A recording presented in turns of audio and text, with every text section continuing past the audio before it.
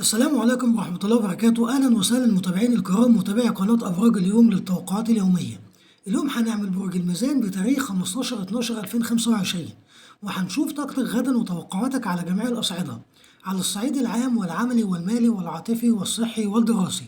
ما تنسوش حبايبي اعمل لايك للفيديو والاشتراك بالقناة وتفعيل زر الجرس تشجيعا منكم ليصلك كل ما هو جديد أصحاب برج الميزان. على الصعيد العام النهارده يا ميزان يومك محتاج منك هدوء وتفكير وترتيب في الأولويات، في أكتر من حاجة شاغلة بالك، وبيجيلك إحساس إنك مطالب إنك تراضي ناس كتير في نفس الوقت، وده اللي تعبك يا ميزان. كمان حاول تركز على نفسك أكتر، واسأل نفسك أنت محتاج إيه فعلا، وإيه اللي ممكن تأجله. مش كل حاجة لازم تتحل دلوقتي يا ميزان، ومش كل واحد ياخد إجابة حالا. كمان اليوم مناسب إنك تمشي خطوات من غير ضغط. ممكن تحس إنك مش مرتاح نفسيا يا ميزان رغم إن مفيش سبب واضح، وده سببه إنك شايل هم أكتر من اللازم. النهاردة حاول تفصل شوية وتقلل كلامك يا ميزان، وتقلل احتكاكك، وتدي لنفسك مساحة تفكر بهدوء، وإن في حاجات كانت عاملة لك لخبطة وملهاش قيمة كبيرة. كمان الميزان بطبيعته بيحب التوازن، بس النهاردة التوازن ده جاي من اللي جوه مش من اللي حواليك. وحاول ما تتأثرش برأي حد أو تضغط على حد. اليوم ده مش للمواجهة يا ميزان، اليوم ده للفهم. كل ما كنت هادي كل ما هتطلع من اليوم ده وانت فاهم نفسك أكتر. أما على الصعيد العملي، في العمل ممكن يكون في ضغط أو حاجات كتير عندك يا ميزان، بس الحقيقة إنك قادر تخلصها ولو اشتغلت بنظام.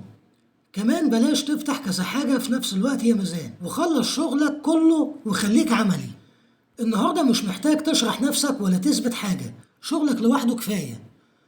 ولو في حد في الشغل بيستفزك يا ميزان أو بيحاول يشدك لنقاش، حاول تتجنب ده، عشان ردك الهادي هيكون أقوى من أي جدال. كمان النهاردة مناسب إنك تراقب أكتر ما تتكلم، لأنك هتفهم نوايا الناس أكتر من غير ما يسألوا. ممكن يجيلك تفكير أو تغيير شغل أو خطوة مهنية جديدة. التفكير ده مش غلط، بس خليه تفكير مش قرار. كمان النهاردة في وقت جمع معلومات وترتيب أفكار، مش وقت حسم يا ميزان. أما على الصعيد المالي، ماليا يا ميزان النهاردة محتاج تمسك الحسابات، وممكن يكون في مصروف متكرر صغير لكنه متجمع وعامل ضغط حواليك. راجع مصروفاتك وشوف إيه اللي يتقص.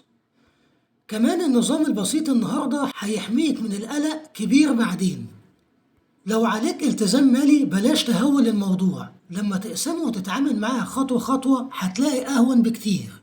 المهم إنك ما تهربش في التفكير فيه وواجهه بهدوء. كمان في فرصة مالية جاية يا ميزان، بس مش واضحة قوي دلوقتي. خليك واعي وما تاخدش في أي حاجة من غير دراسة. النهاردة الحذر أحسن من الاندفاع يا ميزان. أما على الصعيد العاطفي، عاطفيا يا ميزان أنت محتاج وضوح ولو في علاقة.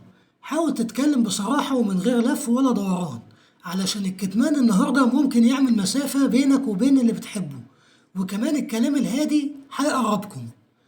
ولو انت عازب يا ميزان ممكن تحس انك محتار بين انك تدخل علاقة او تفضل لوحدك. الاحساس ده طبيعي. النهاردة مش مطلوب منك تختار يا ميزان، مطلوب منك تفهم انت عايز ايه فعلا. كمان في مشاعر قديمة بتطلع، مش علشان ترجع لكن علشان تتقفل صح. لما هتواجهها هتحس براحة أكبر وهتكون أخف نفسيا. أما على الصعيد الصحي، صحيا يا ميزان الضغط العصبي هو أكتر حاجة مأثرة عليك حتى لو جسمك كويس. كمان أعصابك محتاجة راحة. حاول تقلل التفكير قبل النوم وابعد عن أي حاجة توترك. كمان يا ميزان نظم أكلك ونومك علشان محتاجين شوية ضبط منك. مش مطلوب تغيير كبير، بس انتظام وتحسن بسيط في الروتين اليومي هيعمل فرق ملحوظ في طاقتك. كمان لو حاسس بتعب خفيف أو صداع، غالبا ده سببه إجهاد ذهني منك يا ميزان. خد وقتك واهتم بنفسك وما تستهونش بالإشارات الصغيرة دي. أما على الصعيد الدراسي، دراسيا يا ميزان المشكلة مش في الفهم عندك، المشكلة في التشتت. حاول تقفل أي حاجة تضايقك وذاكر في هدوء. لما هتركز في الدراسة هتحس إنك بتنجز أسرع مما كنت متخيل. بلاش يا ميزان تضغط نفسك بمقارنة من غيرك، عشان كل واحد له طريقة. كمان النهاردة مناسب للمراجعة وتثبيت المعلومات مش حفظ سريع. لو حاسس بملل غير مكانك أو طريقة مذاكرتك. التغيير البسيط ده هيجدد تركيزك ويخليك تكمل من غير زهق.